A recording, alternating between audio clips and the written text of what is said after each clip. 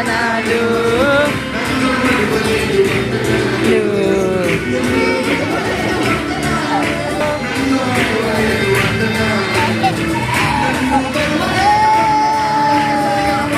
వందనాలు వందనాలు యేసు నా వందనాలు వందనాలు శతకోటి వందనాలు.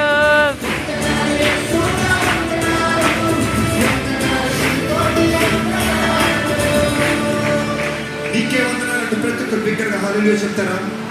హల్లెలూయా. అలాగే మన ఆరాధనలో ముందుకు వెళ్తూ నా ప్రాణ ప్రియుడా యేసయ్యా అనే పాట పాడుకుంటూ